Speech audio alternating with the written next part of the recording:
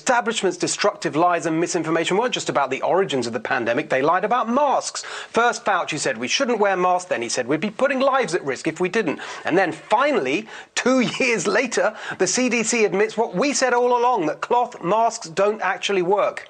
YouTube, by the way, is still pushing misinformation by banning people from saying that. Are all the Joe Rogan-hating, delete Spotify, virtue-signaling celebrities like Neil Young or whoever going to get off YouTube too? The establishment lied about social distancing. Now they admit it was all arbitrary and doesn't even reduce transmission. It was the entire basis of the lockdowns that did such devastating damage to our society and economy. They're still pushing lies and misinformation about children. From the start, we knew children were barely at risk, but they closed schools anyway. And now Fauci's pushing 3 doses of the vaccine for children as young as 6 months old. But perhaps the establishment's most obvious and egregious lie was their disgraceful denial of the natural immunity provided by COVID infection. So when the Biden regime introduced their anti-science, unjust vaccine mandates, recovery from COVID was not accepted as a valid alternative. And as a result of that, people were demonized and even fired from their jobs. Doctors, teachers, soldiers, airline pilots, you name it, fired because of the establishment's cruel and totally unscientific dogma on natural immunity. The left love to point to Europe as an example for us. Well, here's the EU's digital COVID certificate, also known as the Green Pass, their equivalent of the vaccine cards you have to wave around here in America in ludicrous, authoritarian, show-me-your-papers states like New York and California. But here's the big difference. An EU digital COVID certificate, according to the official website, is a digital proof that a person has either been vaccinated against COVID-19, received a negative test result, or recovered from COVID-19. Recovered from COVID-19, huh? In Europe, the public health experts treat recovery from COVID and the natural immunity that provides as being just as good as vaccination for the purposes of all their rules and regulations. And finally, just a few days ago, the CDC itself admitted that natural immunity is in fact 6 times as good at preventing infection than vaccination. And a Johns Hopkins study shows that it lasts longer too, up to nearly 2 years. What a scandal that the CDC didn't publish these findings before. What a scandal that so many Americans lost their jobs and livelihoods as a result.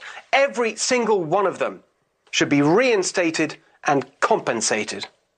Joining us now, the man who brought this to our attention with a fantastic piece in the Wall Street Journal the other day, Johns Hopkins professor and Fox News contributor Marty Makary. Marty, the great piece from you. I'd love you just to expand on your argument, which really informed everything I've just been saying. Well, thank you, Stephen. Good evening.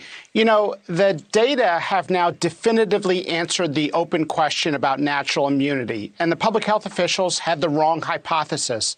They were not even close. The natural immunity was 3 times more protective against hospitalization. Now, when you get something this wrong, you apologize. You've either lost your scientific objectivity or you apologize. Tens of thousands of careers were ruined. We have now a hospital staffing crisis throughout the United States in many rural hospitals.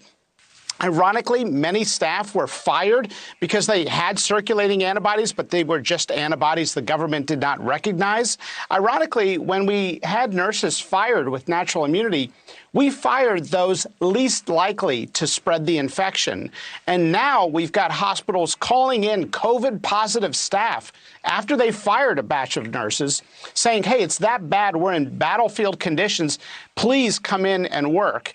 And look, public health officials just need to acknowledge they got this very wrong. Starbucks is now hiring back workers. Delta Airlines, GE, Boeing, Amtrak, they're recognizing now that the data on natural immunity is compelling. It was actually there all along.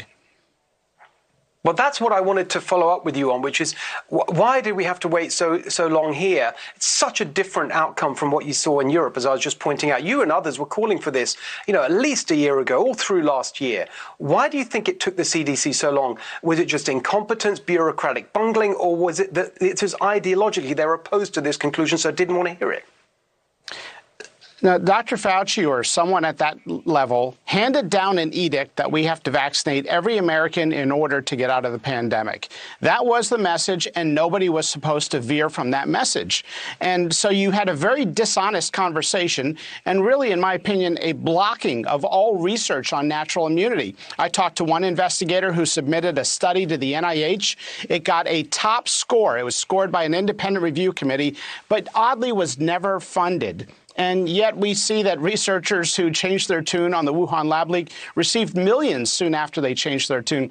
So the NIH controls the currency of academic medicine. And I think they really use that to say, look, we're just not going to study this question. My research team at Johns Hopkins did the study on natural immunity through private funding. We got philanthropists to fund the study. And of course, it shows that natural immunity is definitive and it's durable as long as it's been around to study.